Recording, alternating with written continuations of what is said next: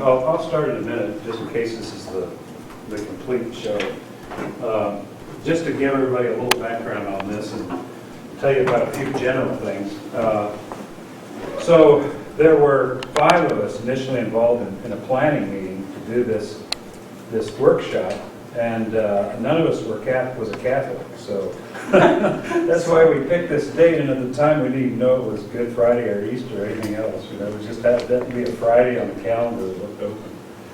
So anyway, so several people called me, John Rivera and a bunch of people in SOE and other people called and said, well, we'd love to be there, but we will be in the middle of church services. So I said, well, don't worry about it, we'll tape it. So Angels agreed to watch this and tape it, and we'll put it on the website, and then it'll be a permanent document, maybe hopefully the first of a series if we get more feedback and interest, you know.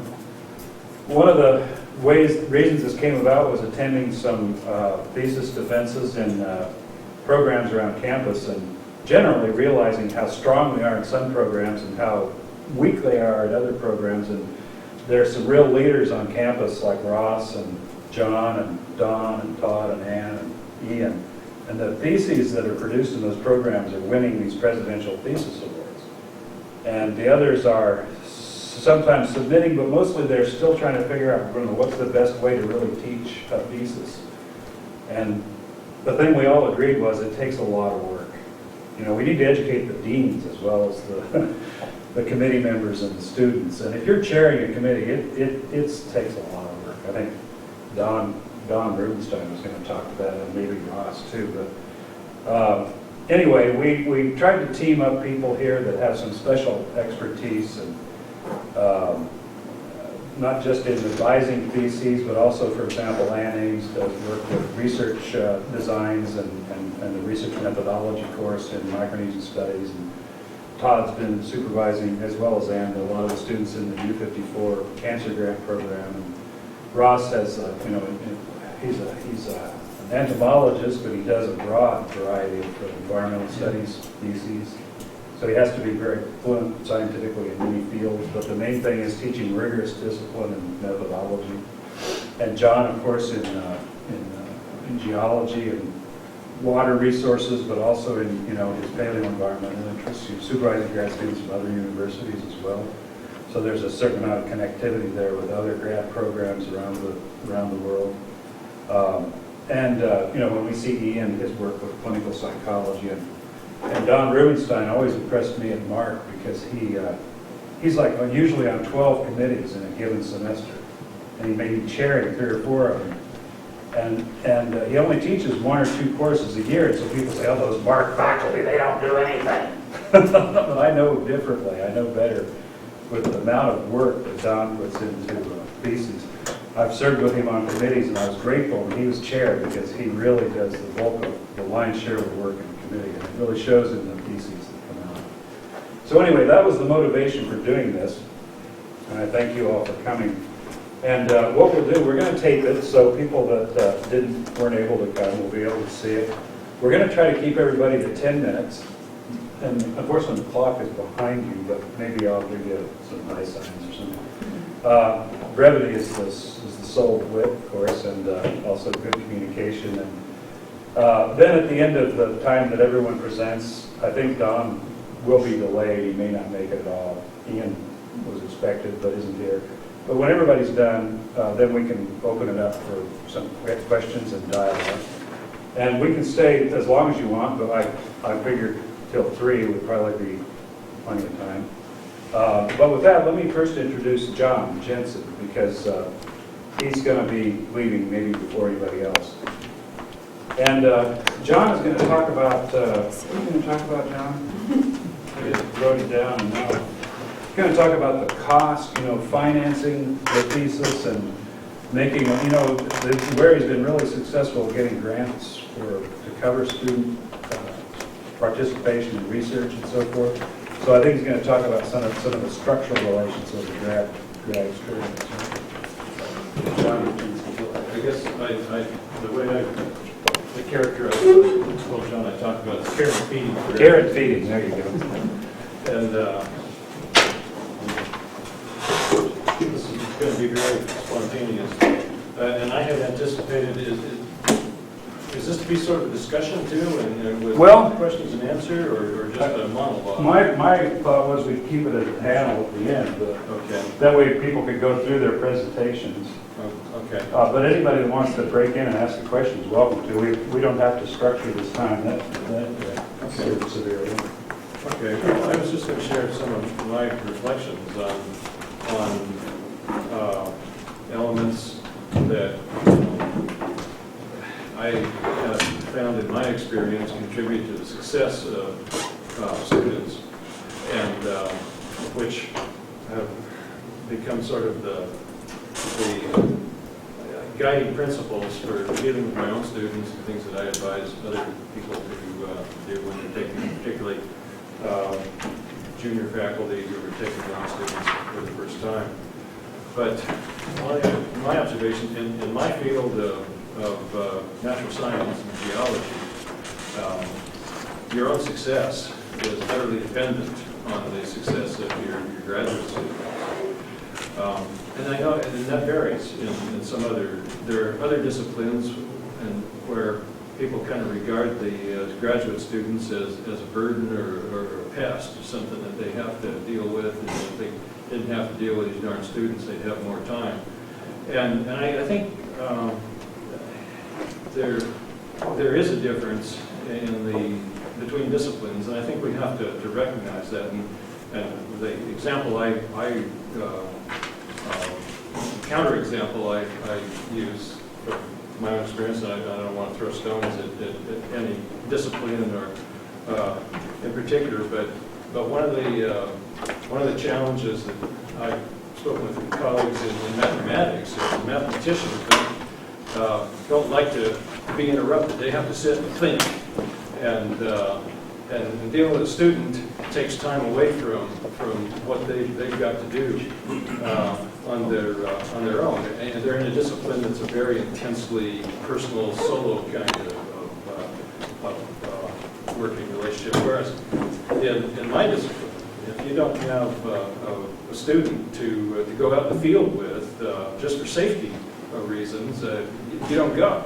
And you got to have somebody that is willing to carry a backpack full of rocks and go into muddy, stinky places and collect samples and you even if you're not inclined to, you had better form a personal relationship and a bond with that student, because you can be in situations where your lives depend on each other.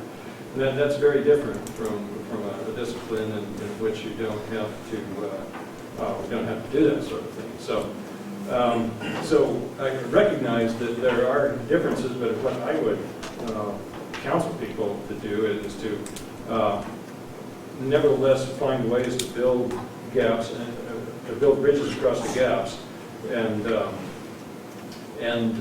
build a personal rapport with the graduate student. And I tell my students when we first meet, and when I'm in the process of recruiting them, that what my expectations are. And I tell them that, for instance, my own PhD advisor moved from being an advisor to being a colleague and a personal friend, and it's a lifelong relationship. And we still have done projects and submitted proposals together. And that ideally, your relationship you'll always have a mentor relationship on the part of the advisor. And that ideally that should move into a collegial relationship. At the same time, you don't, you still want to, you still have to, my wife actually, I'll text her that I can't talk right now. So obviously, you don't want to be, you don't have to necessarily be on a first name basis, although in In Better get those eggs tonight. in some situations, that's appropriate, but I think a healthy relationship where what the student has to know is that you really want them to succeed, and that you have a personal interest in their success. And I tell them that too. I said, my success depends on your success, and your failure is my failure. And my job is to see that you succeed. Now, that also means that I'm going to work you really hard. But what I see as my role is I will provide the funding, and I'll provide guidance, and I will do my best to see that we both succeed. What I expect of you is honest effort and the same kind of interest in our mutual success. And so I have tried to be very aggressive over the years. I don't usually take a student on unless I can offer him or her funding. And rarely, I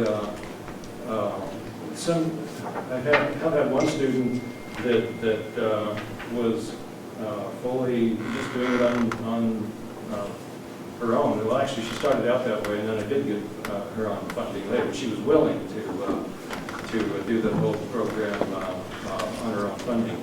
But I think to the extent that you can, and by funding them, give them a stipend and cover their tuition. And to the extent that you can do that, the whole, the whole psychology, the whole relationship becomes one of much more solid commitment.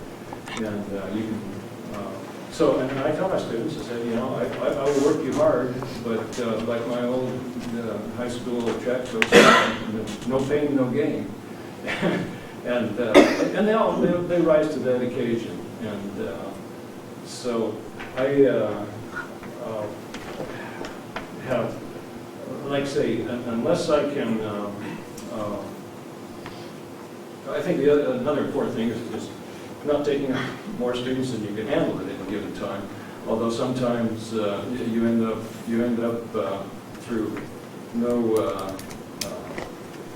fault of your own, I guess. I've had as many as 4, which just absolutely buried me, and I said I would never do that again. And that's the only time when you really have some serious. When I've had serious tension with one or more of the students, is when you just don't have time for it because you're stretching thin. But for the most part, I think one of the fundamental principles is for the researcher to not take on more students than you can handle, and to fully support the ones that you do handle, and to support them first and foremost financially, and second, the two really go together. I don't think you can really put them in order, but I have had a fair amount of success in recruiting students from off island, mainly through networking with other colleagues, in which and in some cases they've identified a student and bring them out here. They do their research work here, and then finish their degree at the parent institution that they came from. Others have come here and joined our program. And in those cases, I've found ways to give them a little contract to do the work that starts up their program, which is coincidentally just enough to buy a plane ticket too. And I tell them, I'll help you get out here. By the time it's time to go back, then you'll be on your own. But and if you leave early, you're certainly on your own. But if you finish the program, and the other thing that I'll finish here with, the other thing I try to and I tell my students, I can't promise you this, but I'll do my best to see that you you get an opportunity to present your work at a conference on the way out. So I try to put money in the project. I think it's more important to fly the student out to the conference than it is me if you have to decide between the two. But it's a great experience to take that student to the conference and be part of them presenting their work. And the other thing I tell them is my expectation for you, and it's because of my confidence in your abilities, is that you ought to be able to do something published. And if you will convert your thesis, first of all, into a very technical report, and then stay with it and draft a manuscript, if you will make the first shot at drafting the manuscript, I will help you see it through to publication. And you'll be first author as long as you provide the first manuscript. And I'll stay with it for however many times we have to revise it or resubmit it. And you'll stay first author as long as you stay engaged with it. And I've had students where I've had to do 90% of the work after it came back rejected, and I said, oh, forget that. But as long as they'll stay with it, keep doing the figures, and keep me plugged into the research results and their data and whatnot, we'll get published and published with them first author.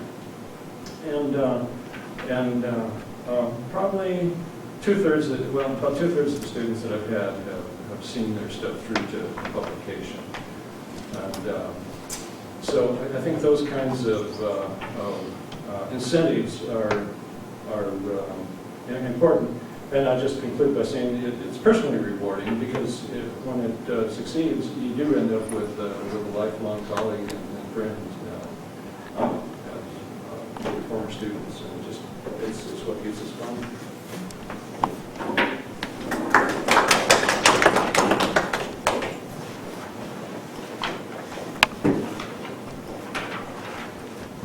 Thanks, John. Sure. That's great, perfect. And 10 minutes, fine, yeah, more or less, that's good, really good. Ross Miller is going to talk about the thesis proposal as contract, setting up the terms and setting up the committee.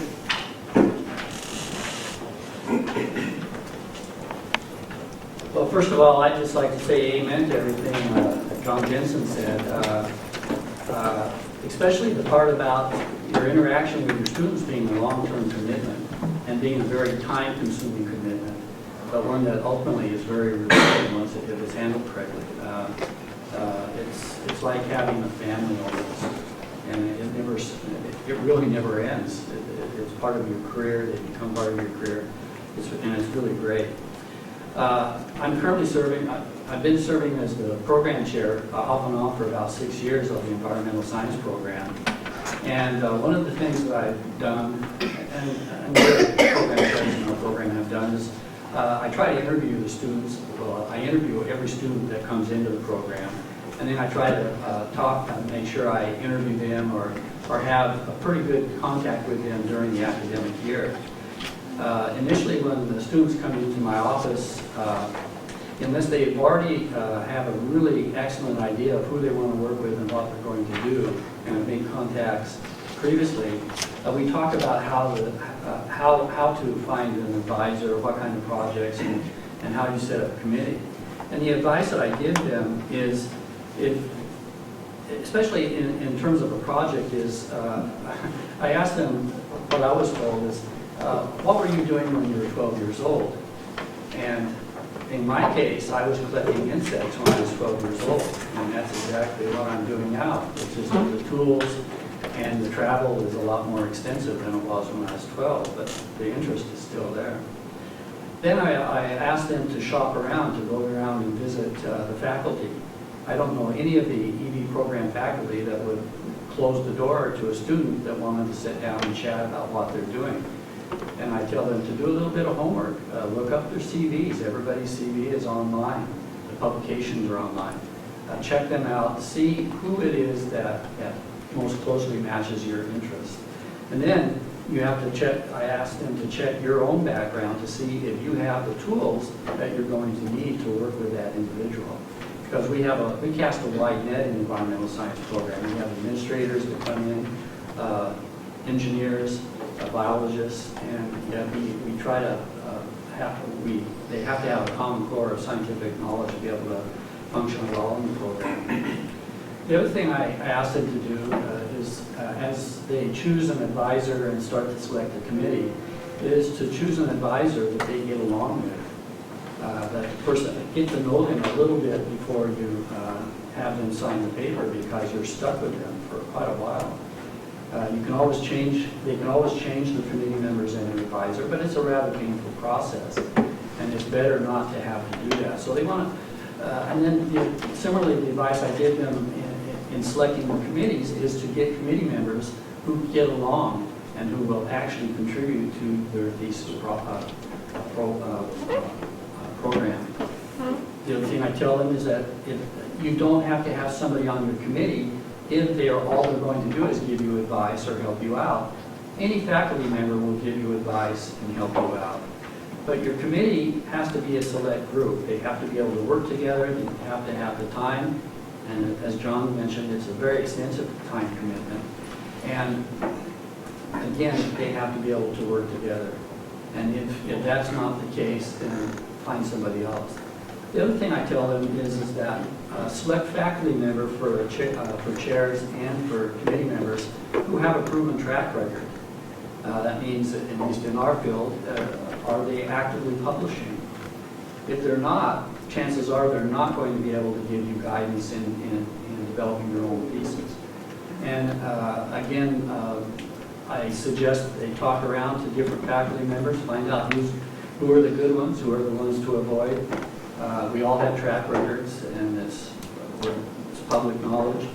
Also, the main thing I tell them in that regard is to talk to other students. And the students will, without any varnish, let them know who are the ones that are successful and which faculty, again, may be risky. And then they'll leave it up to them.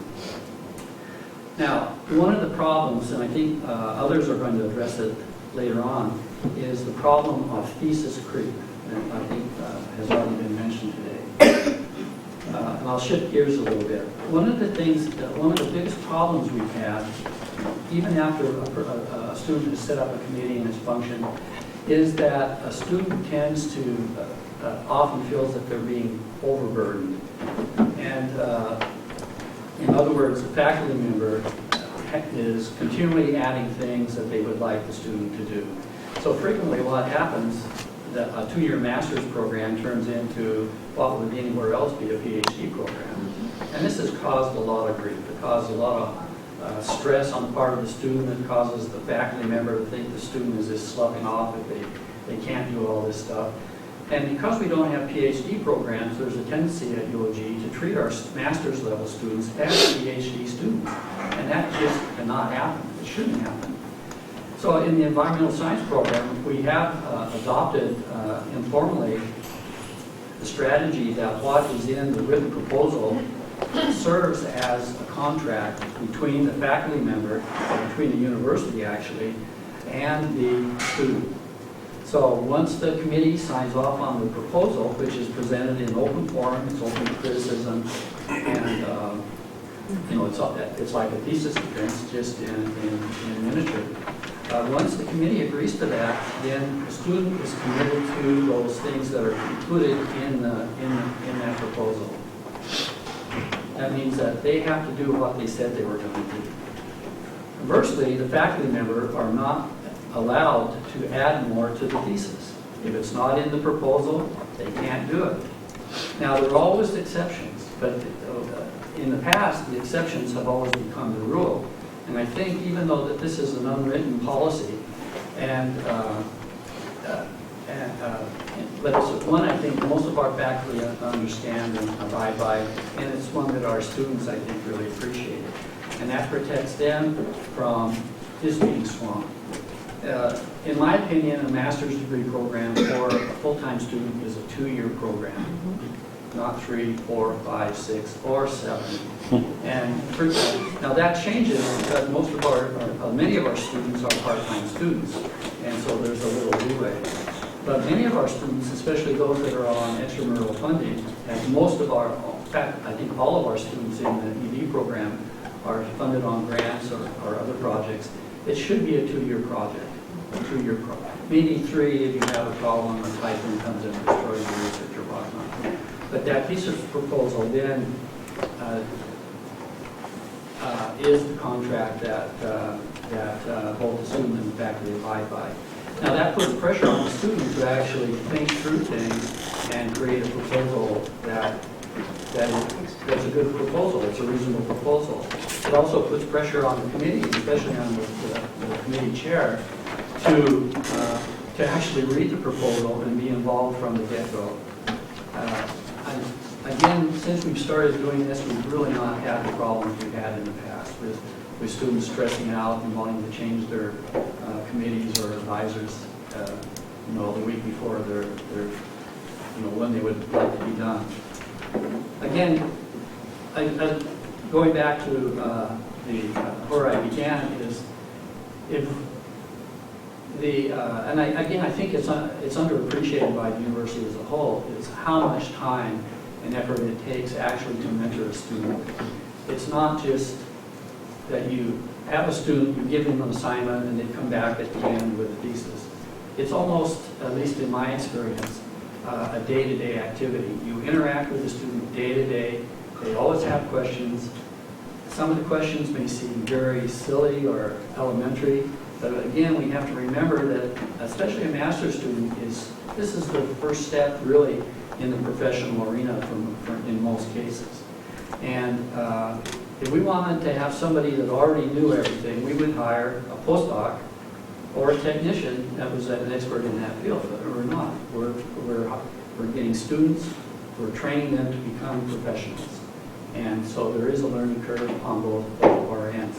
But again, to really reiterate what John was saying, that's what really makes it fun. It makes it interesting, and it makes it rewarding, not only when you get the thesis and the publication out, but also later on when these people become your colleagues down the road and are co-PIs with you on grants and you meet up at meetings. It's a great experience, and I think it's a part of science that really makes everything worthwhile. So thank you.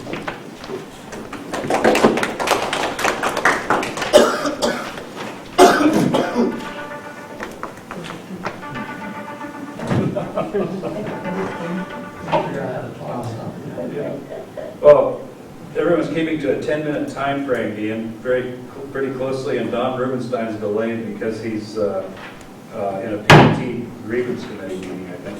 But Ian Twaddle has agreed to come and talk about approaches to thesis supervision in the Master of Science in Clinical Psychology program. And yeah, we're a little ahead of the game, so we'll try to keep to the time just so we have time for interaction afterward. Okay, I'll keep it to 10 minutes. Thanks very much. Hi, everyone. I'm Ian Twaddle. I'm the co-chair of the Master of Science in Clinical Psychology program. I'd just like to introduce my colleague, who I'm sure all of you know, is Dr. Mary Vergerger. She is the other co-chair of the Master of Science in Clinical Psychology program. And we have several other faculty in our program, a few of who are chairing master's theses, but out of the 20-some students in our program, I think Mary and I chair about 20 of them, 20 out of 25 of them, or something like that. So I'm just going to share in the next 10 minutes my perspectives on the experiences that we've had, and I invite Dr. Feger to jump in and share some of her experiences. I'd like to just start with sort of a brief introduction to my talk.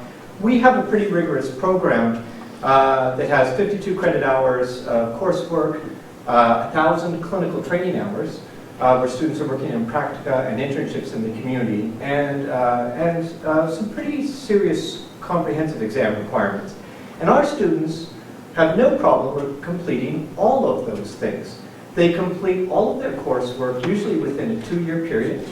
And we accept anywhere from 8 to, I think we had 15 in our last cohort. So you'll have 10 to 15 students, and they do their coursework. They usually attend full-time. They complete their coursework. They complete 1,000 clinical training hours. And sometimes they go a little over the 2 years to complete their final internship, but they have no problem getting that done. They all take their comps. We usually give them lots of revisions. They all revise their comps. No problem. But the thesis is the one hurdle that many of our students struggle with. And many of us as faculty struggle with. It is the one hurdle that has some of our students staying in the program for 3 or 4 or 5 years. It's the one hurdle that leads some of our students to drop out. And we had students who take the entire kit and caboodle and then they drop out at the thesis stage. And so I wanted to just focus my talk on the struggles that both students and faculty face as they seek to complete a thesis. And then I'd like to just share some suggestions and recommendations that I have. Dr. Feger may jump in and share some of hers. And then finally, just to open the floor for any suggestions or recommendations from others. That will probably, I guess, come at the end of all the talks. But we'll share our experiences and whatever recommendations and guidance we have, but we'd also like to hear from others as we continue to struggle with this one area of our program. So I divided my talk into 3 sections. The first is called Barriers to Thesis Progress. And I just, there's probably a wide range of barriers to thesis progress. I just jotted down 4 that really stood out for me. The first one, and to me this is the key, is that the thesis is the one requirement in our course that lacks any structure or given deadlines. All of our courses, of course, have structure, deadlines, clear syllabi with when things are due, when things must be handed in. Our students across the board have no problem keeping up with those guidelines. The internship and practicum segments of the course, of the program, are tied to courses, and there are some clear guidelines on that, and again, our students have no problem with that. But there's something that happens when students are all of a sudden told, you need to propose a thesis, collect your data, go through IRB, collect your data, analyze your data, write it up and defend. It's up to you when you do that. You can propose at any time. You can defend whenever you're ready. You can do it all in a year, or you can take 3 years. It's up to you. And somehow I think that lack of structure, the lack of clear deadlines, sets students up to have a tough time. That to me, I think, is the biggest barrier. Another barrier that I think is also important is the project itself. If it's poorly defined, and that could be the student's fault, the advisor's fault, the committee's fault, if the project is somehow, if it's too vague. I've sometimes had students say, I want to study mental health and the CNMI. And I'll say, what's the research question? And they'll say, mental health and the CNMI. And so the project is obviously too broad, too vague, and so that some work needs to be done there. Sometimes the project is too big. The student will say, I want to study, I don't know, anxiety disorders in Guam. I want to interview everyone that's been diagnosed with an anxiety disorder in Guam in the last 10 years, or something like that. So the project could be too big, the data collection is too ambitious, it looks more like a doctoral dissertation or a faculty member's kind of 5-year research agenda. And the method may just not be achievable. A third barrier that I see that takes place with our students is it's around the time when they finish their coursework that often our students then move on to get a full-time job or other events in their life take over. Now, of course, in different master's programs in the university, students may already be working full-time. Our program students tend to be full-time in their studies, although some of our students are also working full-time. But I've called this barrier life takes over. Students get a full-time job, they have kids, they get married, they take on extra financial obligations, just other things come up in life. And I think that overlaps a lot with the lack of structure, lack of deadlines. Somehow our students, when life takes over, they're still able to complete their classes and their clinical training hours and their comms.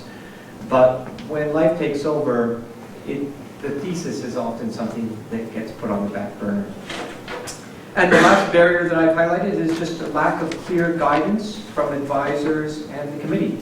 I just highlighted that one because that's the one that I think we can do the most knows to really address.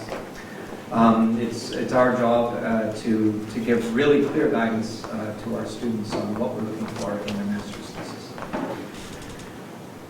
Right, so those are my barriers to thesis progress, and my second section of my talk is entitled Recommendations for Overcoming the Barriers. To overcome the lack of structure, lack of deadlines, one of the things that I think both Dr. Fegler and I do is, with students' permission, we can't impose deadlines that aren't really there, but I often ask my students, would you like structure? And if they say yes, I give them deadlines. So I'll say, I need your thesis proposal by, I don't know, the 1st of May. In fact, ironically, I have a student today who's in our first cohort, joined our master's program in 2008, thank you. It's going to sound pretty good. 1991. Joined our program in 2000. Some of your deadline. Right. Joined our program in 2008 and has completed everything. Actually one of the top students in the program and has done everything but the master's thesis. And today is actually her deadline. Both Dr. Fegler and I are on her committee. Today is her deadline with me to get a draft of the proposal in. And she knows it's a false deadline. I've told her it's up to you when you want to do it, but I've been pretty firm with her and said, I need it this Friday if you want to propose this in the next few months.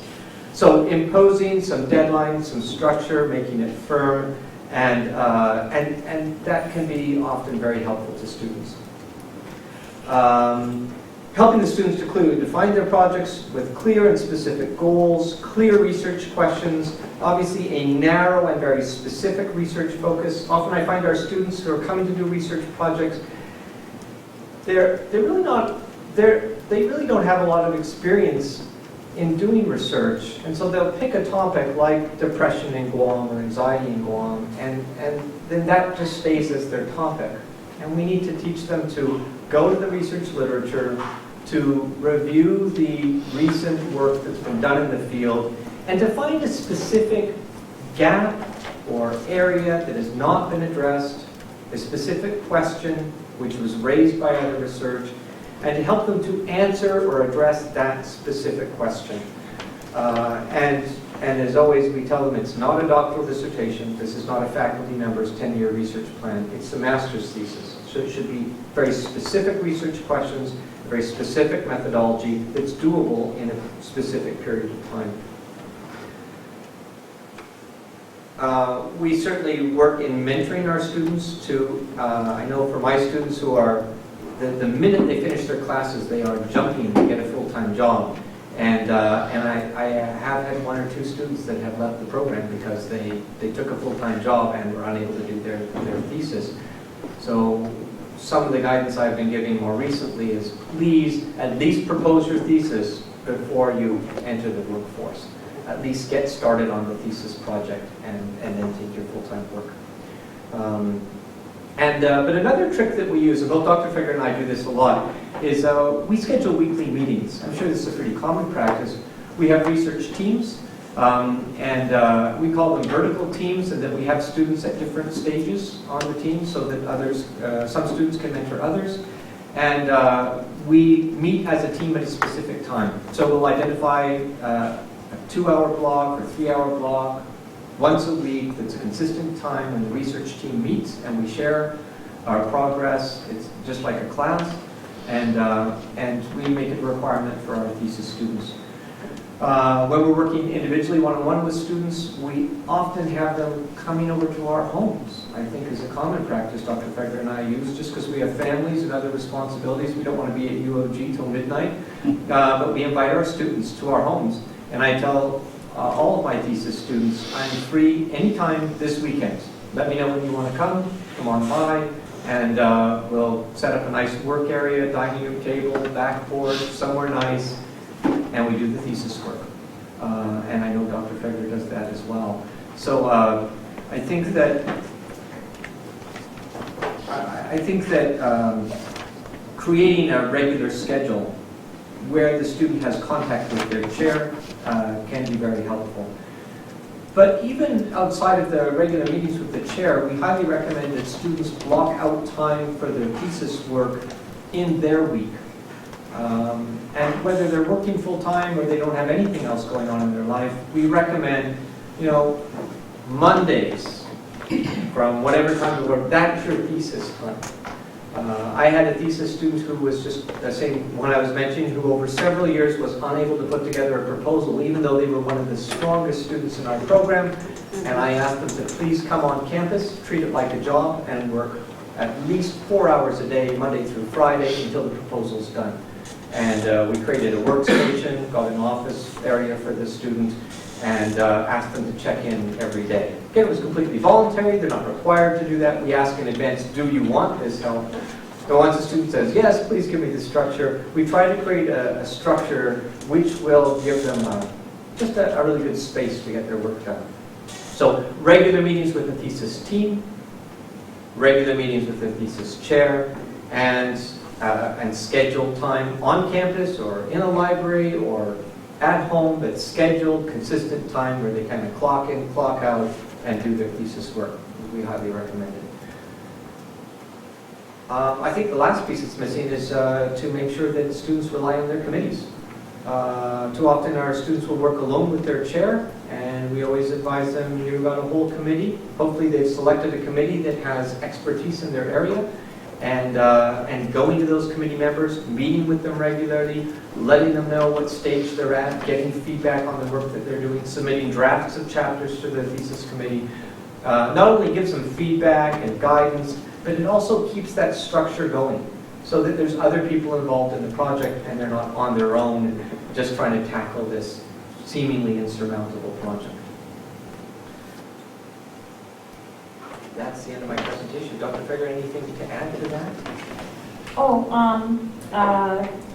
I just have two things that I've tried, in addition to all the things that he and I have tried, is the weekly research meetings. Is I set up a research team WhatsApp, and so everybody's at different stages, they're all communicating, things like that. So if they know that one or two are coming to my house, like let's say for example last night, and I am making meatloaf, the other ones will end up showing up, things like that. The other thing that I found is helpful is I created a rubric for each chapter where it grades it on a 1 to 5, where it shows areas where there's strengths and weaknesses. And I keep that with the hard copy. I'm really old-fashioned. I need hard copies. The younger kids, they can flip their fingers and do this thing, and things shift this way and shift that way. I can't. My eyes can't do it. They have to give me a hard copy because I've got to see it and edit it. And then the other thing I've done that I think has been a little bit more successful is I've expanded into a 5-chapter model for thesis. Instead of putting statement of the problem and lit review as chapter 1, I've spread it out so lit review is chapter 2 all by itself. So I've expanded it versus more the dissertation kind of model, and I find that that's a lot more helpful for the students. Other than that, if you guys have any suggestions for us to get our folks moving a little bit faster, we'd really appreciate any feedback. Thanks, Jen. I'm trying to get sick. One of the things that I've tried a couple of times is practice session for all the students who are thinking that, we call it defenses and desserts. So they bring a dessert, so it's a little bit more informal. I invite students who are not ready to defend, but they need to see what it looks like. So we have maybe 15 or 20 people in the room in the audience. And it's not quite so formal so that we can stop at any time. Okay, wait a minute, go back over that point. That's part of I have a question. When they're at the thesis stage, are they still paying tuition? Yeah, that's a good question. It depends. They have to register for 6 credits of thesis, and once they've completed all of their thesis credits, they don't need to keep paying tuition. I think Dr. Peterson can elaborate on that because it's come up in the graduate council a number Right. of times. We found a loophole, benefits the students. And that is basically that there is no requirement to be signed up. Now, unless they have student loans and things, they have to be careful because they might start having to pay their loans or getting into the period that counts against them and so forth. But other than that, So they what don't they even have pay to it? sign up for thesis the semester they turn the thesis in, which must have been an oversight by somebody that we need to address at some point. But it does help the student. At the University of Hawaii, after you have gotten your proposal and you met your course requirements for both master's and PhD, you could sign up for a single credit of thesis, directed thesis research, and that would suffice as full-time. Yeah. Or not time sets, or whatever you needed to do for your student loans. I think, yeah. And that works because it's only one credit. And often departments would waive that fee if they had an assistantship of some sort. Right. There's other programs like University of New Mexico that treat it as a cash cow. They require the students to sign up for, I think it's 6 hours, and then you've got to pay them, and they're just thesis hours, right? But if you don't, then you're out of the program. You know, it's like really serious, but it's like a cash register. You know? And I think as we've said, most universities require you to be signed up at least for 1 credit hour as long as you're working on your thesis. Right. And then certainly the semester you graduate. Well, and if a student had a loan default problem, they could do that here and take care of the requirement as long as the loan agency will approve that as registration. But that'd be the one thing I'd advise them to look out for. And at some point, we will address this issue because we also don't want them taking forever. It's a disincentive to just say, well, yeah, whatever, come in, turn it in, whatever you want. Kind of want them to get on schedule too. But thanks for all that input, and I like the part about the meatloaf and the desserts. I think that's If you have, let us know which a ones. big motivator. Yeah. Since if I could just ask or make a response to what you brought up, or actually what Ian had brought up, this has come up with a number of our students, kind of starting on their thesis and then disappearing. And what supervisors have been doing, which does seem to work, is to, just say, okay, every week I want to report. Whether it's you're telling me how far you are in your proposal or what you've done this week, even if it's just thinking about, where you're going to do your interviews, something every Friday. It does seem to be very useful for some students. Yeah, to help. absolutely. I've been doing that with the student. Friday, 5 p.m. I want something. If it's like I didn't do anything, at least drive down and hand in the statement saying I didn't do anything. Yeah, absolutely. Or weekly reports. Yeah.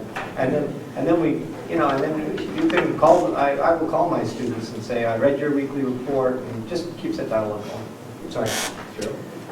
I don't know if I'm wrong here, but it sounds like the courses are in part of the thesis, like they're two separate segments. And I don't know if the program's different where I work with, but it's like the classes themselves scaffold the process of the thesis by having them do annotated bibs for every paper they write in every class. It just sounds like in the discussion, I don't know, that our classes and the thesis, are they two kind of separate entities? No, okay. I misunderstood my word. We start the first semester, when we designed our program, research methods is the first semester. We're hoping that they're thinking, Right. and that's part of their assignments. The second semester is their statistics. So we're hoping by the end of the second semester, hopefully, they're proposing and getting their IRB, because over the summer, they're doing clinical training, but many of our students are flying to, we had 2 last summer, fly to the Philippines and collect data all summer, and then we're hoping by the fall, they're analyzing their data, and theoretically speaking, in the spring, they might, or so, they would be defending. So it's interwoven, in there. The students are making it separate. It's not by the design of our program, We had a student in our cohort at UT Austin years ago that got through the master's in 2 semesters in a short summer session. By every class he took, he wrote a chapter of the thesis. By the time he was done with the summer session, he turned it in and he was done. Anyway, we hope they like staying with us a little longer than that. Annie's going to talk about setting up the research design hypotheses and method. Good afternoon, everyone. I'm Ann Haynes. I'm with the Migration Studies program. Dr. Peterson is with the Micronesia Studies program, Dr. Ames as well, who's the chair of the program, and then also Dr. Twaddle is on our team as well.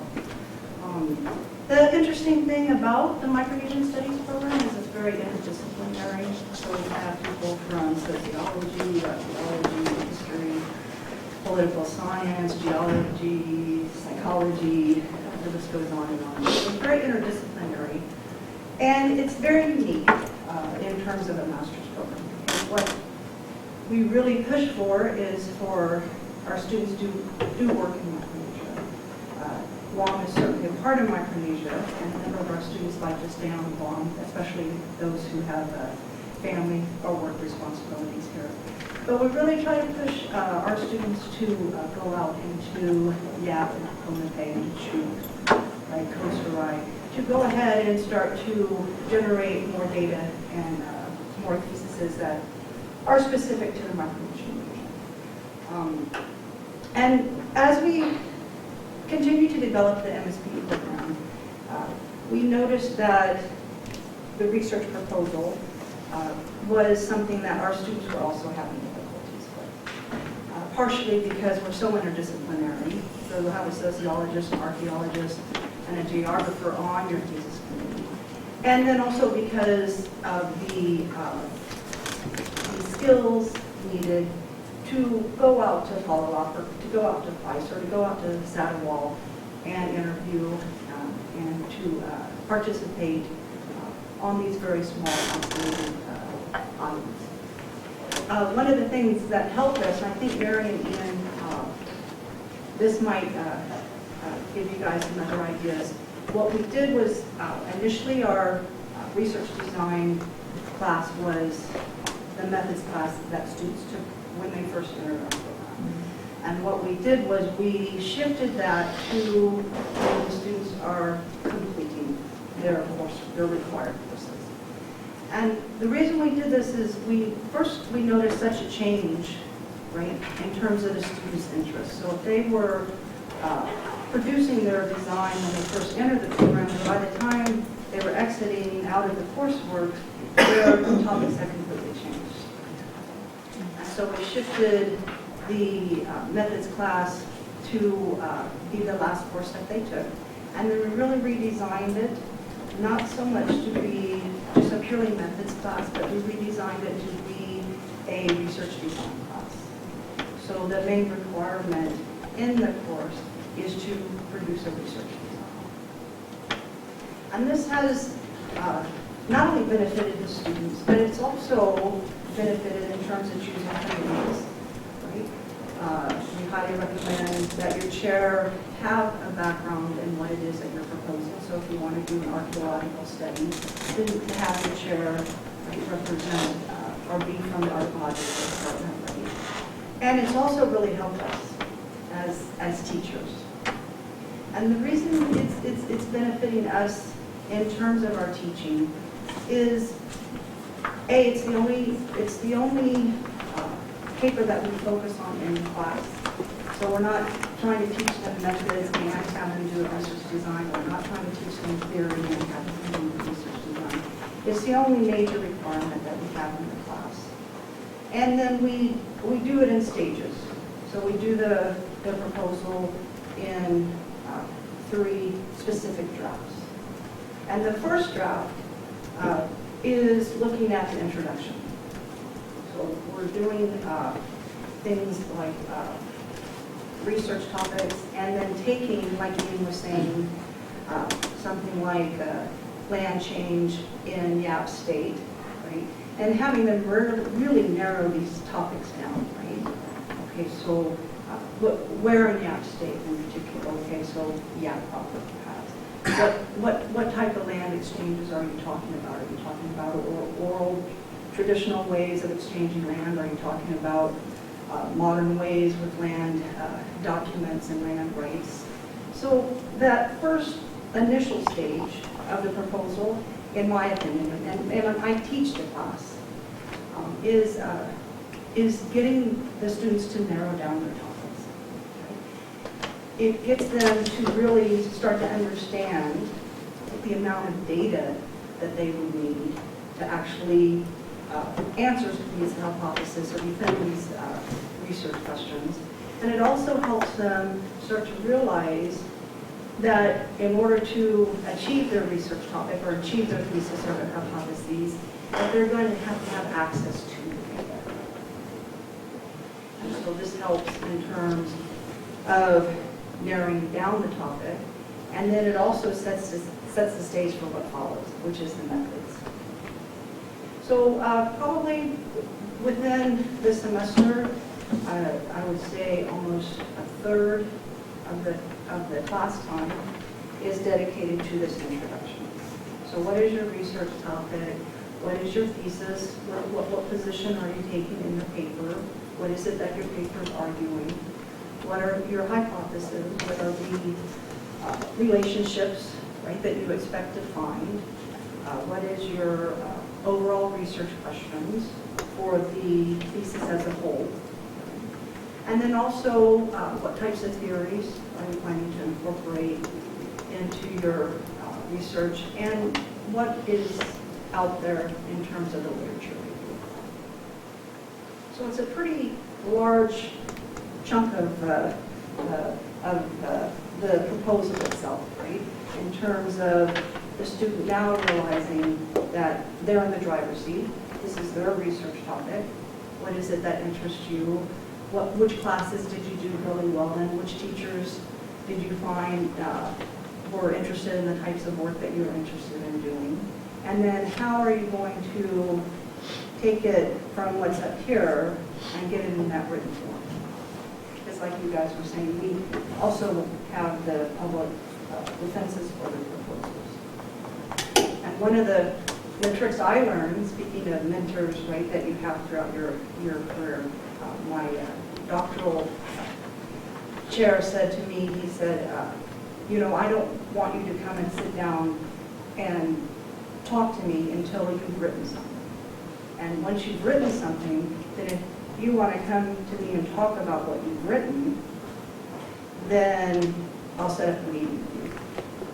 And at first I was sort of a little put off, you know, I really wanted to, you know, be able to bounce ideas off. Right?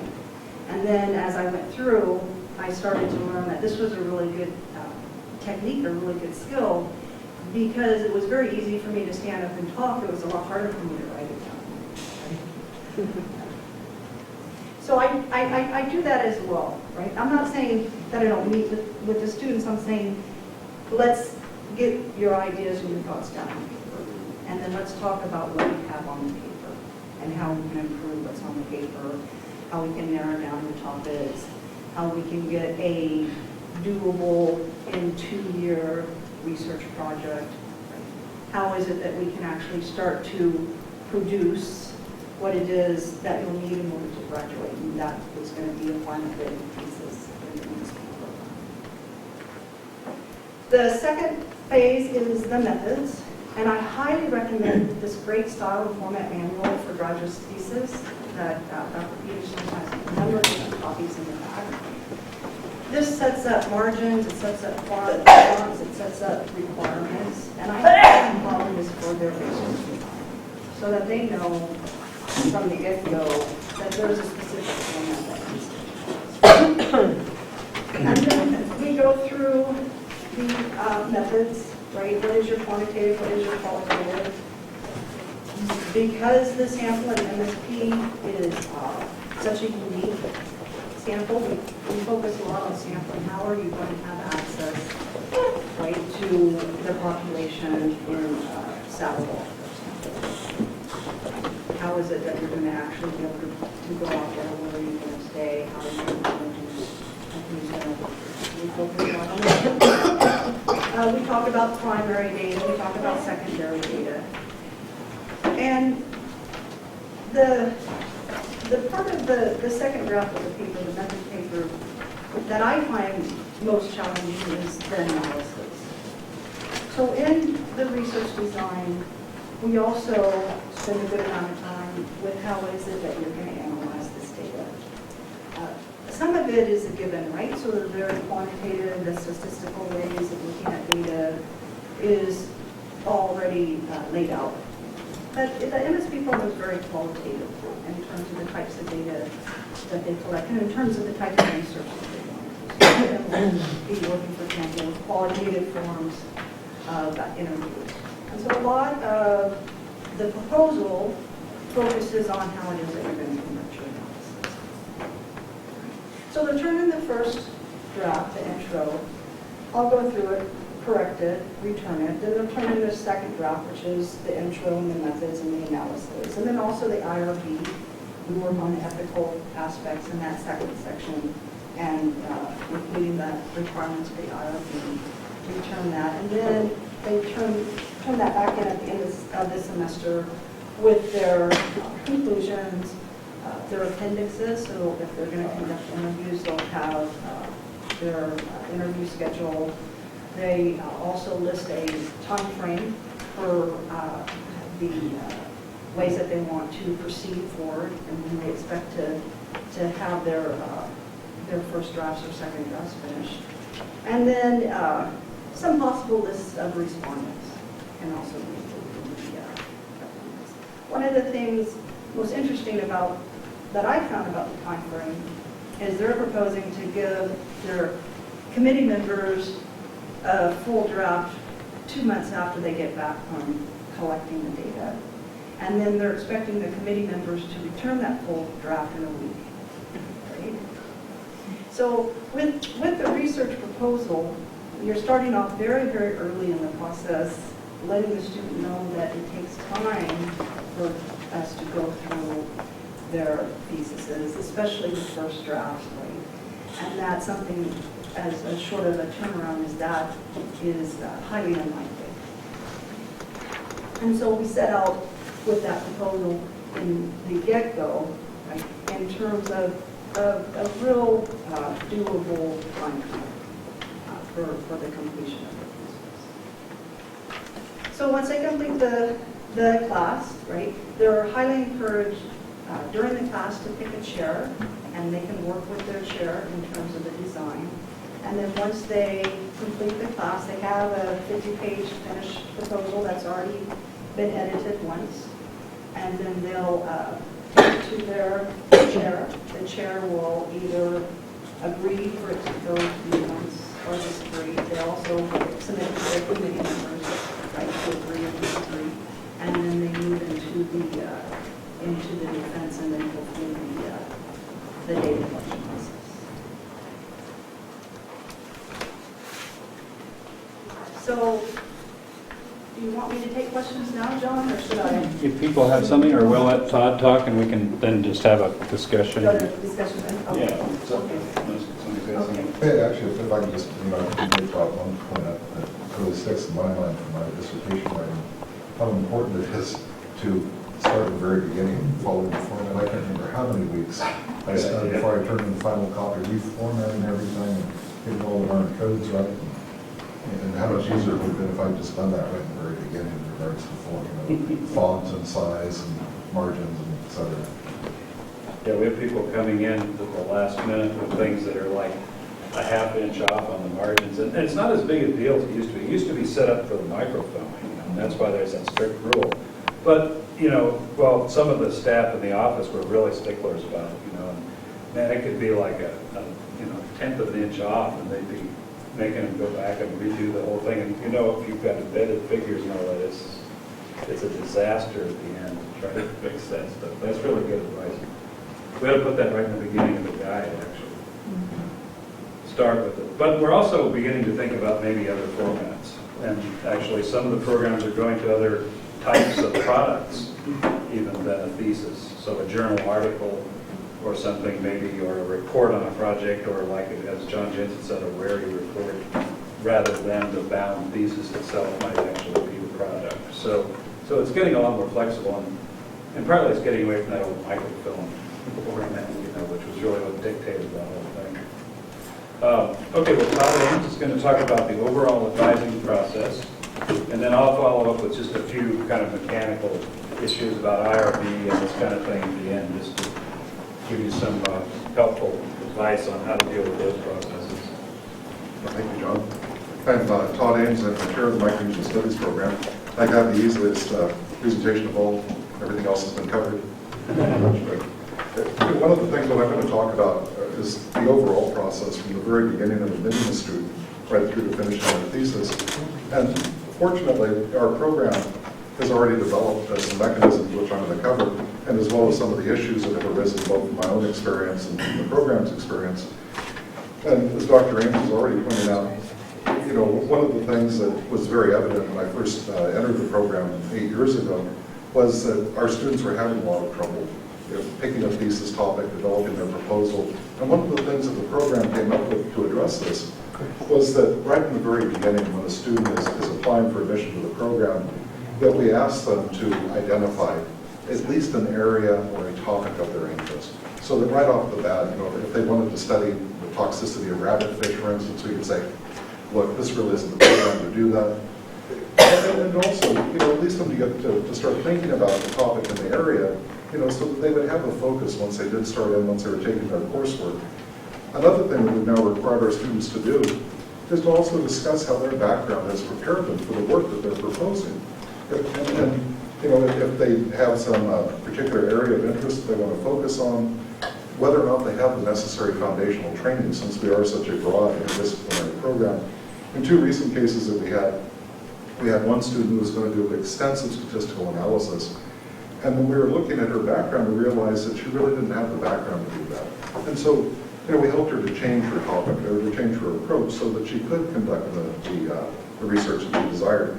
In another case, we have a current student who was very interested in using EIS mapping, and she didn't have the background to do so, but you know, with kind of, you know, with John's help and some others, we managed to point her in the right direction where she was able to take a course here on campus. She took one off campus. She's self-trained herself, has been tutored in the topic, and now can apply it to her area of interest. One of the things that we also have been doing is, once our students get started in the program and they're taking the courses, is helping them pick courses that are going to augment their thesis topic. You know, we have a set of required courses, our pro-seminar courses, and those certainly help the students explore kind of the breadth of the field of Micronesian studies, which is important.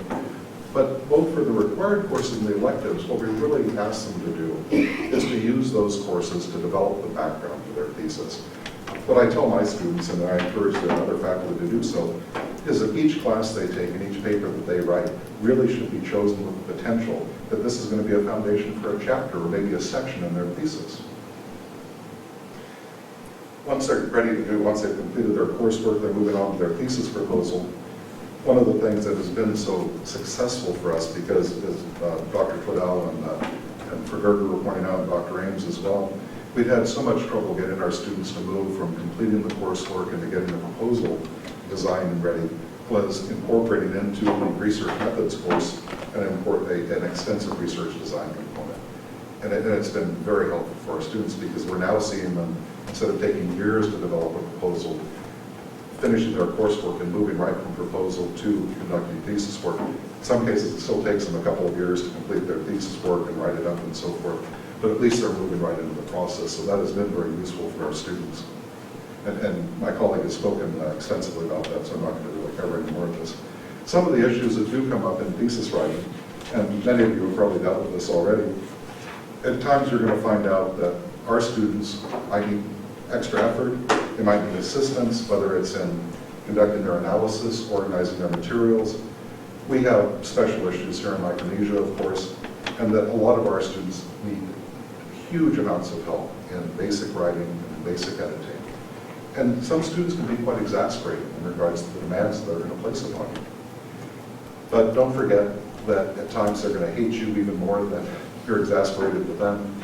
So, and you know, it's understandable. This is a hard process. It's necessary that our students get our help, that they get our encouragement, that they get our support. And I'd like to remind you, I'm sure you all remember that all of us had at least someone, maybe several, who made that extra effort, and we were going through this, gave us that extra push, gave us that encouragement to complete it. And in fact, this might be the most important single contribution that you make to your student's career. And in many ways, their success, and it certainly has been for me, is our biggest reward in doing this.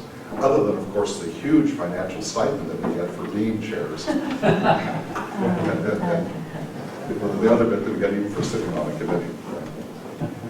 You may also find yourself in a position where you end up being a student's counselor for personal issues. I had a situation a few years ago where a student would show up in my office every couple of weeks in tears, complaining about her chair. She said he asked too much of her, he was too demanding of her, the work was so hard, and you know, it can be a difficult situation. I encouraged her to discuss these issues to try and resolve them with the chair. And I also pointed out to her, this is a master's thesis. It's supposed to be hard. This is what makes it great. And this being hard is what makes completing your thesis a great achievement. If everyone could do it, it wouldn't be a great thing. So, you know, that's why, you know, this is such an important and, you know, rewarding process to complete, because it is a difficult process. Moving on to picking your committee, Ross has already spoken about the importance of this as a decision for the student. It probably is one of the most important decisions a student can make. And actually, I'd like to talk about it from the other side, which is the committee's obligation, once they are picked. When choosing a chair, it's essential that students pick a chair and that they're advised to pick a chair. Certainly that's an expert in their area or an expert in their topic, but they also have to pick a chair who has the time to devote to them. When I was doing my master's work, my chair was a brilliant guy. He was the head of the department. He was a State Department expert on the Afghan situation. He was traveling. He was writing books. He could hardly ever look at anything about it. He was so busy. Fortunately, the second was very dedicated, and he really took over the position of chairship. He did all the revisions, all the recommendations, editing recommendations. But it would have been very useful if I'd known this in the beginning and could have picked a chair that really would have, you know, fulfilled the obligations and responsibilities that we had. Some people just aren't suited to be chairs, or even suited to be on committees, quite honestly. And it is our responsibility to let students know. We had a situation a couple of years ago where a committee member essentially hijacked the student's thesis and really tried to take it in a very different direction. And it was very difficult for the student. Essentially, you know, she was kind of being forced to redo her whole thesis. And she ended up changing her committee because of this. But it caused a huge amount of you know, hardship and tension and stress on the student. Picking the committee overall is also very important. They have to be able to work together. When I was doing my doctorate dissertation, my committee, my chair, and my second, in the beginning were best friends. Halfway through the dissertation, they had a huge falling out. They decided they hated each other, and they refused to speak to each other. And I was put in this horrible conflict where one of them would say, take this bit out, the other one would say, oh no, elaborate on this. You know, and I'd say, you got to talk to each other. No, you tell them that I said this, and vice versa. And rumors aside, even though I was heard a number of times muttering in the computer lab, kill them all, I never really intended it. It was just a way to release stress. But the point is that if we agree to be on committees or agree to be chairs, we have obligations and we have responsibilities to our students. And if we have disagreements with other committee members, we can't let this get in the way of our responsibilities to our students.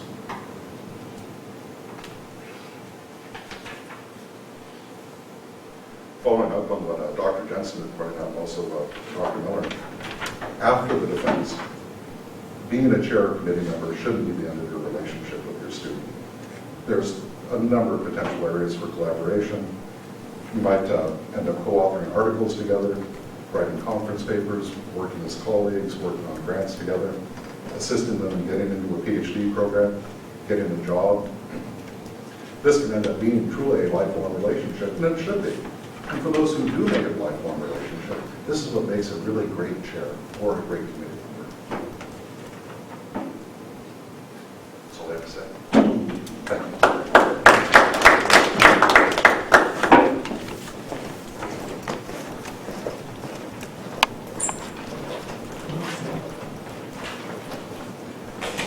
Well, Don Rubenstein has been texting and letting me know where he's at in the middle of agreements for P&T, and he's not going to make it today. So he's agreed that we tape some other time, and we can append that to the end of this one. We can put this on the UOG website as a faculty development presentation, and so we can encourage others to check in on it. A bunch of the, well, several people were going to come, but because of their Good Friday commitments, they call and ask actually that there be an opportunity to see a tape of it, so we'll make that available. But this has been great. This is beyond my wildest expectations. It's really great heartfelt advice from people who have obviously succeeded at this, and as many of you have too, but maybe are looking for a little more guidance or more that we can share with others. I thought I'd hit a couple of practical areas. In the graduate studies program, we do host the IRB committee, Institutional Review Board. So those of you that are doing work with human subjects, your students will have to prepare a proposal. It can be the thesis proposal tailored to the IRB proposal, but it has to be reviewed by the committee and approved. And that's a requirement for human subjects. For vertebrates, I don't know, I guess humans don't fall in the IACUC, but for other non-human vertebrates, the Institutional Animal Care and Use Committee has to also be, the proposal has to be submitted to them. So if you're working with fish, you've got to submit a proposal and demonstrate that you will be using humane techniques. That always struck me as a little odd. We had a student doing a rabbitfish project, and they had to humanely collect and gut the fish, even though any fisherman out here, of course, doesn't have that requirement. But apparently you can eat your subject. Yes, that is true. You can eat your subject. We're with an IRB permit, you're not really allowed to eat your subject. But Una Bamba is the chair of the IRB committee, and she's committed to fair reviews and prompt turnover. The Jason Biggs is the head of the IACUC committee. And we don't have very many of those, so it's kind of rare that he has to do anything. But he is pretty prompt at turning them around too. One of the things when we were planning this, we talked about was that we should address conflicts of interest and intellectual property. The latter is a case that could involve plagiarism as well as conflicts, but where it came up here at UOG and led us to redefine the intellectual property rules in the university was a faculty member who was declared ownership of the data because he had gotten a grant that funded the research, and the student had written up the data collected by the student on the project and then published them, well, that's before publishing in the thesis, but then fell out with her committee chair and then decided to publish this on her own, and the chair got really upset and demanded that, at the very least, that she list him as a co-author. And we had an enormous struggle over this because they had developed an adversarial relationship, and so it's something that wasn't so easy. It wasn't just an authorship issue, really, it was an interpersonal issue. So we finally resolved it by ruling that the student, as long as the student could show that they had the primary authorship, they could do that. And the chair of the committee finally backed down and signed off and authorized it, as long as he was acknowledged for being the supporter of the research project through his grant, and that he had counseled or mentored her on it. Then he was finally satisfied with being acknowledged in the publication.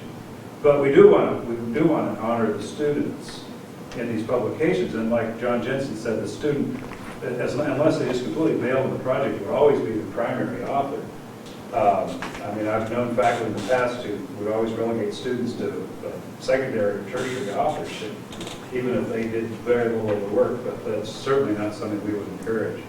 But we'd like to see the students get primary authorship, and if they're singly responsible for the product, they should get sole authorship.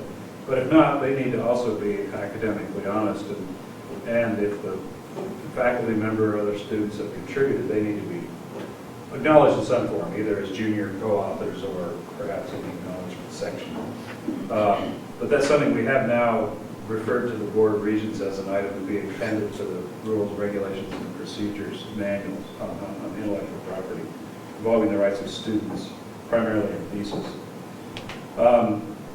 Conflicts of interest, I mean, I've never really seen any real issues with that here. I could think of lots of different things, fiduciary interests, perhaps maybe data, trying to control or misdirect data. I'm sure these come up from time to time, but anybody, can you think of any examples of? Well, I know NSF requires us to file conflict of interest forms now for every project we submit. And that means we have to list all of our students, all of our co-authors, all of those who have advised us in the past, like on committees and whatnot. I guess they're potential conflicts of interest. And it's something I think they're taking quite seriously now, more so than in the past. Right. Yeah, mostly like NIH is really strict, but mainly because there's so much, there's so much payola involved with big farm and all this kind of stuff, on drugs and clinical trials and things. I think it must be all the federal agencies. It's the same with USDA, like you're saying, NIH, and all of those now require conflict of interest statements, and who your graduate students, who is your supervisor. Right. Do you see that in other fields? I mean, the health sciences field is probably going to be the biggest. Well, I think, some of us do a bit of consulting, and there are occasionally conflicts of interest between our consultant activities and our academic activities. Or what is the term that Dave O'Brien used at one of the convocations? It's not conflict of interest, it's conflict of Commitment? commitment. Yeah, there's that too, right. That's for the faculty part. More so. Yeah, we're running into that. Well, for example, actually, John Jensen, I don't think you'd mind my sharing this. He's been so wildly successful because of his knowledge of water resources on Guam. When they started the EIS for the military buildup, all of a sudden, all these companies were rushing over to Wary and saying, "We want to hire you to do this research." And pretty soon, he filled up his, his summer commitment, and then he filled up a sort of a percentage over that. And no time at all, he had tens of thousands of dollars worth of offers, even above that. So we really had to seriously look at what he could do, and we tried a lot of different things that would be within the realms of legality, Dick Randall actually did a contract that he subbed to John at one point just to help out. We came up with some of these rules about buyouts and overcompensation, so because of this instance with John. And then, in a windfall situation, too, the university wouldn't want to stand in the way of his being able to make, a lot of money on a short project. But he'd have to work out an arrangement, which he did, where anything that was university-produced data, or if he used his work computer, which he tried to avoid, he ended up kicking some money back to the university as a kind of a compensation for that. So we need to be transparent about it.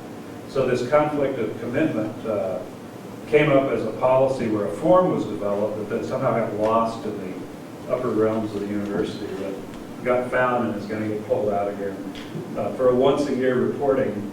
So if you're doing a job outside the university, there'll be a requirement to be transparent about it.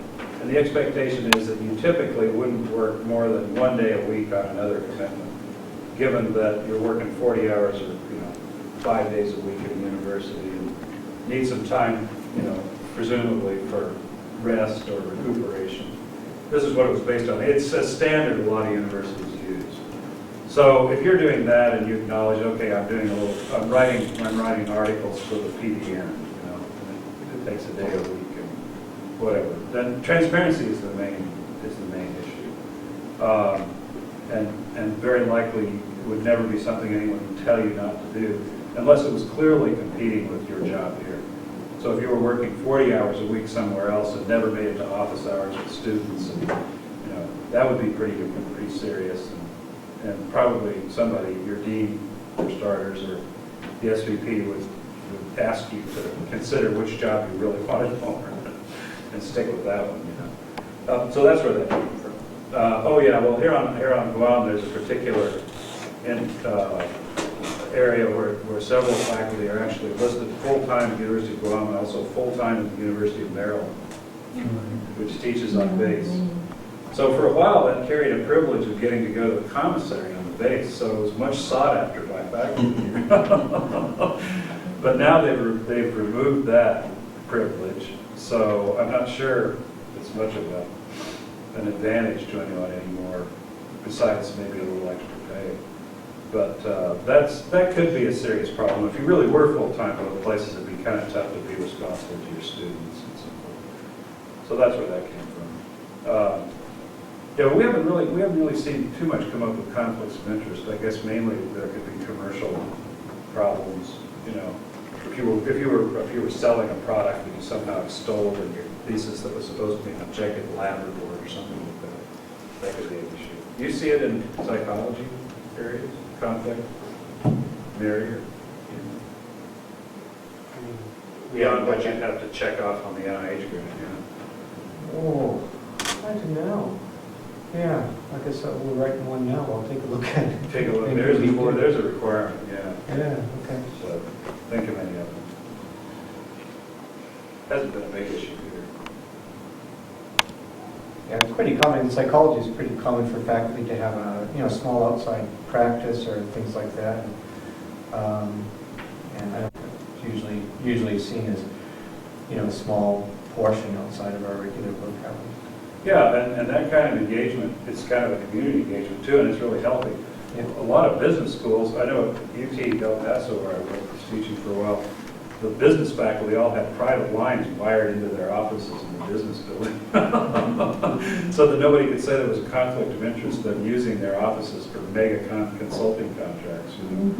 But at the same time, it got them out into the community, engaged in planning and consultation on some of the serious topics in the region. So they weren't told not to do it. They were just basically told, be transparent, be careful, don't use a public resource that benefits you to do this project. So that's the big issue. I also wanted to say that there's a couple of areas where I think we'll be able to strengthen graduate programs and thesis production. We're proposing on a National Science Foundation EPSCoR program, and a matching grant from the university is to have about $500,000 in funds from the Student Financial Aid Program set aside for research assistants or teaching assistants in STEM fields. So that could pay the tuition fees of close to 100 students, like 90 students. So we're hopeful once this gets in place. Well, first we have to win the EPSCoR, but even so, the money is available, and even if we don't get the EPSCoR, I think we'll be able to move into something like this. And there's support among the vice presidents to expand this to other fields beyond STEM. And we actually, probably you all know this, but last spring the legislature approved departitioning the student financial aid programs, so that instead of the dedicated funds for particular subgroups of people, it's all been combined into one. These are old laws that the legislature passed over the years, setting aside kind of narrow guidelines for eligibility. But these have all been combined into one student financial aid package now that comes to the university every year, and it's about $3.2 million a year. Plus we have about $4 or $5 million in arrears because these categories were so narrow that nobody really applied for them or even qualified for them. So there's money still in the program for previous years, and there's $3.2 million a year coming in. So we're hopeful we can maybe even double that $500,000 for STEM, so that graduate programs can get a substantial amount for at least the tuition and fees for graduate students. And then if we also get grants, we can help pay salaries, wages for them, and so forth. But this would be a huge incentive to get students into these programs. And then we're thinking maybe we could even if the students that didn't serve a research assistantship or a teaching assistantship could be actually maybe developed as writing mentors and other things to support the instructional areas. So that's that legislative act last spring could be a real windfall for graduate programs. And then also, we have a modest amount of money available in graduate studies for things like conference travel for students, also for faculty. We just need to ask. If we get a long line at the door, we'll probably have to publish an RFP and do something with more criteria or something. But over the last couple of years, we've been able to help several students, for example, who would come up and say, I've got an opportunity to go present a paper at a conference. I just found out about it. I can't afford to go to Australia. Could you give me a plane ticket? we've been able to do that. On a modest basis, we've been able to do that. And we pulled money from the Western Pacific Coral Reef Institute or from the U-54 Cancer Grant or any program that's appropriate to that. But if you do have a student that's got an opportunity like that, just let us know, because we'll try to find the money for them to do that. Should mention the thesis. Oh, yeah, thanks. Yeah. Good. Yeah, I actually have something on a different topic. One of the things I've been asked from time to time is how does a faculty member get into graduate work? Into the graduate faculty. Yeah, how do you become a graduate faculty member? How do you get into a graduate program? How do you hang out your shingles so the students will actually come ask you to be on committees? Do you want to talk about that at all, Tom? Yeah, and you can too, of course, but, well, I came into this position in 2010, and the previous assistant vice president had started a program to apply for graduate faculty, and there was a general application process, and then it sort of died because the person left island. But we were encouraged to start it again and did so, and then we're encouraged to do it every 5 years, so it just came up again, right? New faculty coming in could apply when they came in. But the main criteria was, and the main interest was in making sure that people who got onto the graduate faculty actually were qualified, that they were, I think John Jensen mentioned this too, or one of you mentioned that, it's really important if you're a student, pick an advisor, a mini member who actually does research and publishing. Because otherwise they may not even be able to really help you develop your thesis. And so that was kind of the thought, that if people were not doing research, were not doing publishing, that they really wouldn't be able to really work with graduate students who, that's their primary job. They're not just learning broad issues of their field, they're actually learning how to be critical and how to be like producing knowledge based on their field. So this was a way to review and make sure that people really were current, because we did find at that time, 5 years ago, that there were a lot of faculty that hadn't published an article in 20 or 30 years. So maybe they really weren't even reading any articles. In fact, a few of them probably weren't.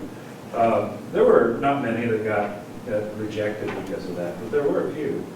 And now the process is a lot more, is a lot smoother. Basically, if you're a faculty, or if you know a faculty member that's not on a graduate program, first of all, you have to be eligible for that program. Then go to the chair and ask them to recommend you do the application through the program chair. And the program chair sends it to the dean and director. And they send it to me. And as long as the dean and director support it, I haven't rejected any that the dean and directors have put forward. So it's a winnowing process, starting with the faculty member who may or may not be qualified to do so. But if they want to be and aren't qualified, there are ways that we can help them with that too. Mentoring them about publication opportunities and so forth. So, yes. One thing that we've been doing in the Writers and Studies program is, as new faculty members have been entering the university, we've been having them team teach with more experienced faculty members the first semester or two in the graduate program, kind of, get them mentoring in the graduate teaching. That'd be good too. So if you want to, say if you're really interested in graduate teaching and aren't yet qualified or confident about it, then that would be a great way to get into it. Yeah. Yeah, and I take that back. There actually were a couple of people that I had to reject in both these batches, but mostly not. Mostly people kind of self-select. We've encouraged new faculty that are interested is to present seminars, either at poets, in the sciences, and just let the word out that they're on the graduate faculty and they're open for business. And sooner or later, the students they'll get on committee, usually not as a thesis chair, although sometimes as a chair right away. And once word gets out that they're a good committee member, then we're going to have a lot of people come to their door. Yeah, watch out. Yeah. Yeah, and that's, again, where we really need to educate the deans then about supporting it so that there's an incentive for faculty, not just the joy. I mean, it is a really fun process to be involved with, but it needs to be balanced with with the workload too. Sure. Did you say that graduate faculty need to be part of the graduate program? Is that Right. what you just said? Okay. Right, yeah, because we've got a problem right now with one faculty member who's like not in the program and that she's been listed in for years now. And it's gonna be tough. We tried to get her into the other area where she's actually appointed now, and it's really not gonna work because there's not a graduate program there. So we're trying to figure out a way to make it work. How about somebody that teaches maybe a graduate class but has not advised any graduate students? Are they qualified to be graduate faculty? Well, that was another issue when this process first came up. At least Ralph set up a provisional category, I think, what you call it, something like that. Yeah. Where somebody that didn't really have any experience could get on as a provisional faculty member, and then the program committee like Micronesian Studies could review the qualifications and say, well, we don't think they're ready yet. And some people, in fact, were rejected at first. They said, we don't have enough Micronesian experience. So they said, well, get a little Micronesian experience and come back, which they did, and they were then accepted as full graduate faculty. But we don't really have that provisional category now. So it would have to be a little more informal. If there was a lack in qualifications, like if someone had a good publications record but had never advised a student, then it might be the kind of thing where they might want to do some co-teaching. The dean also can appoint people to teach a graduate course semester to semester, but they're not in the graduate faculty. So that would be another way they could get a semester to semester appointment by the dean, and then eventually after two or three semesters, they could then apply for the graduate faculty. I think one of the problems we've had is that there are a lot of teaching faculty that simply don't have the time to do graduate advisement. And one of the big challenges I think EOG has to address is how do we free up the time of our 100% FTE teaching faculty so they can actually conduct research and advise graduate students and participate in these graduate programs. Right now, I mean, like in the EV program, it's people from the research institutes, Weary, Mark, WPTRC, and others who really aren't full-time teachers. In fact, Weary has no teaching responsibilities other than those that they accept. And it's pretty much the same with us. And I think that's going to be a real roadblock. I think there are faculty out there that would be very good graduate faculty and would love to be graduate faculty, but at the moment, there's just one. And hopefully EPSCoR will address some of that. Yeah, and the research centers, the research centers are critical to the support of graduate programs. They're really what feed the faculty into all of them. Basically, I was going to ask this again, what would be a good faculty load? I mean, trying to teach, 4 classes, 1 or 2 undergraduate, and then 2 graduate, and thesis, and providing clinical supervision for them. I'm worried we're going to burn out. Is there, I don't know, what is the standard in the field? I'm a clinician, so I don't really know what is usually acceptable. I think that I could actually move forward on my research and actually get published if I could just do 3 classes of all the other stuff that, I'm doing. But teaching 4 every semester, look at me. Please fill your Do I look days. Yeah, Do I look We tired? really have to pop Mary up in our revision meetings. Yeah. Walking over out of exhaustion. No, we got to work with your dean for starters. I mean, he's kind of cherry at giving out like loads and things, I know. But another thing would be creative recruitment of people to help. Like a lot of the courses could be taught by adjuncts or visiting faculty or postdocs or affiliated faculty. Guam isn't quite big enough to have a pool of people like that, but there may be in the clinical community people who would teach a course. I'm not sure. We beg them. You beg them and they won't do it? They turn us down over and over because they say, what was the last one we asked? Said, I make in a day what you're offering to pay me for the semester. But we had a course in our adult assessment class, which Dr. Fenger is now teaching, because we asked every single clinical Mhm. psychologist on island if they would teach it for us. So they don't, and a lot of these are people who are doing this clinical assessment in the field, they have the experience, they have the expertise. And I think they might have even at the time, though I don't know for sure, but we weren't paying enough. That one's gonna be tough. So Mary took it on, added to her already, big workload, and took on another course. So. But it does relate to, to the thesis supervision, and what it means is that's why I suggested we have students in our houses. It's not because we don't want to come into work, it's because we want to go home at least a few hours a day. Right. Maybe sleep. And so, our thesis supervision is, I tell my students, I'm really happy to work with you, to review drafts, to talk about ideas, but I just don't have any time between 9 and 5. So it is difficult to get the time to do that thesis supervision. On a slightly different track, what are the distinctions that you see between thesis, non-thesis, and special projects, especially special projects? Yeah, and it varies by program. Those are defined by the program, and if there's any review, it's, within the college, I'm not really sure in all cases, but then it goes to the faculty senate for program review. So with the graduate studies program doesn't arbitrate those, but it varies from saying that, it varies from program to program. So the one that just started in environmental science, you might speak to that. Yeah, it went up through the normal channels, and took about 2 years probably to get through from the time we conceived it.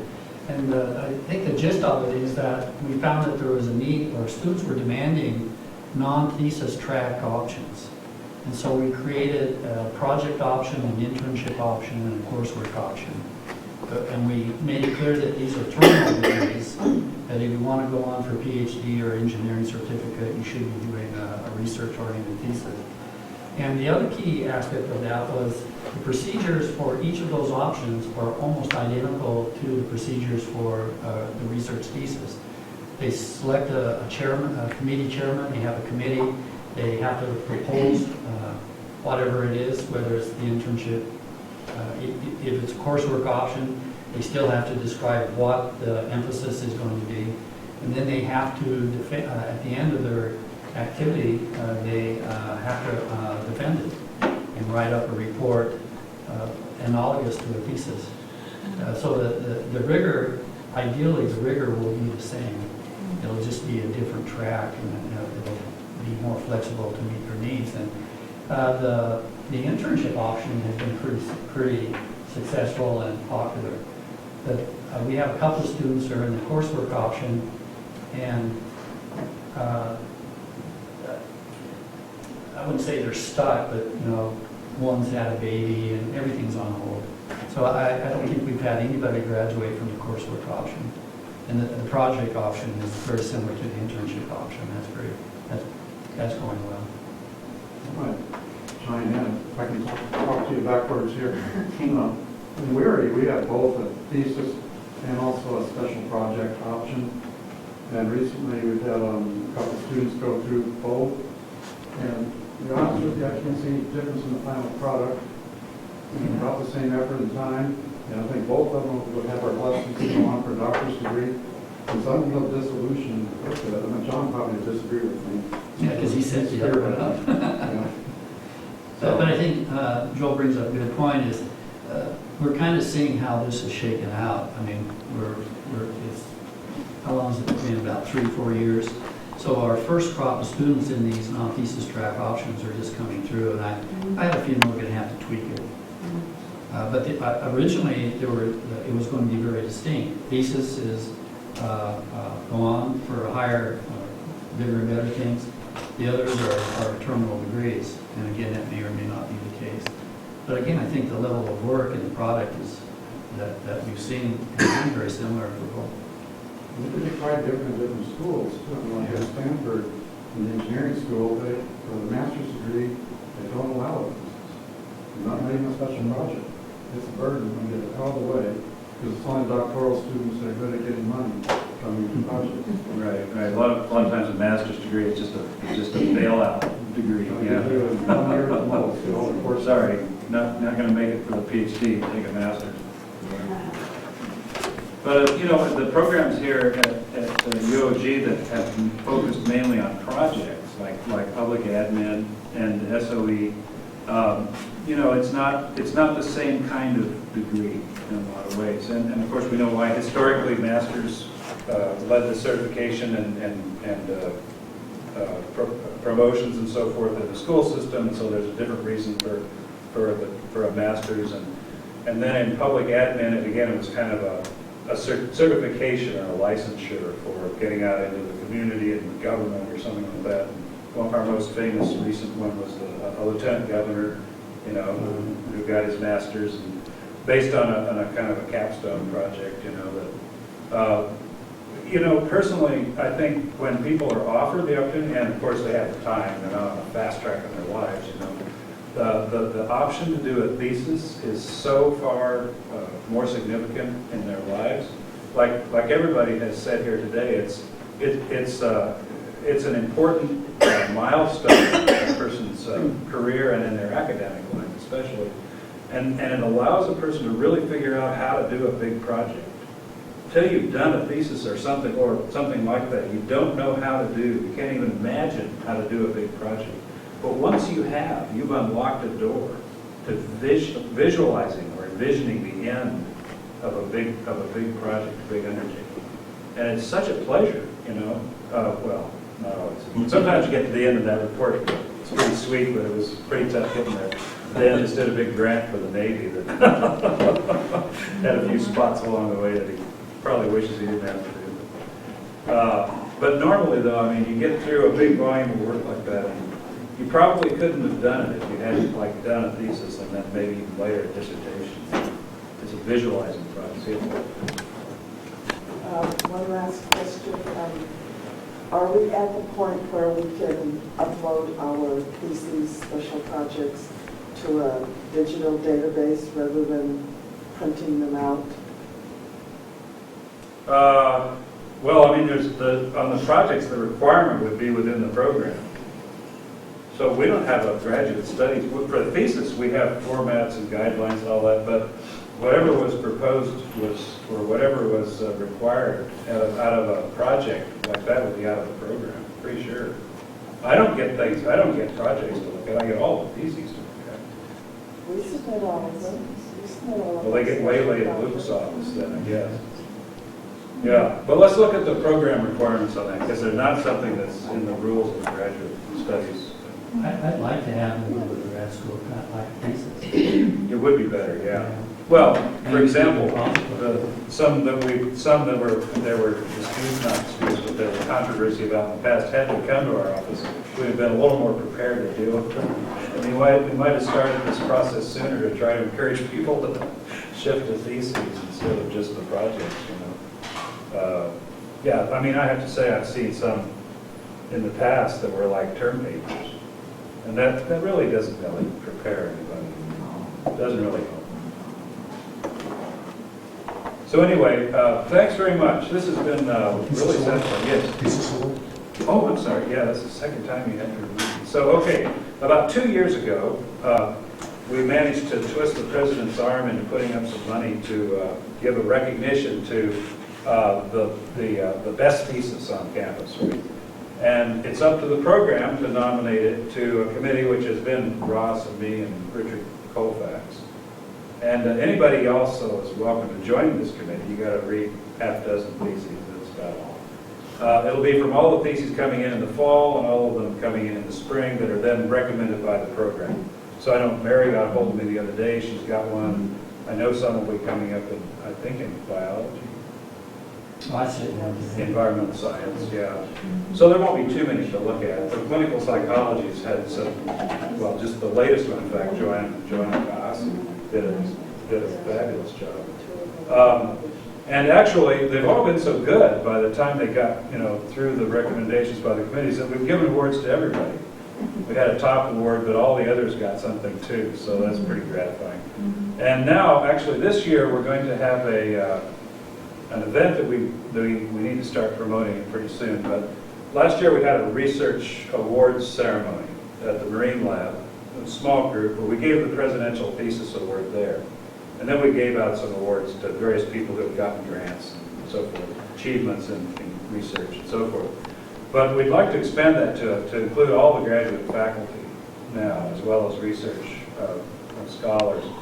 And so have a research awards it's the Friday right before commencement, which I think is the 22nd. I think it's the 22nd of May. And we'll get a notice out pretty soon. But there's been some really significant research production on campus in the last year, and there'll be some good theses. I've seen some of the defenses already.